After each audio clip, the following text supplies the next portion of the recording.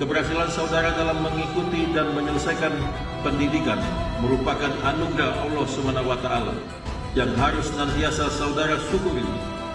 Puluhan ribu pemuda dan pemudi di seluruh tanah air memiliki cita-cita menjadi anggota Polri.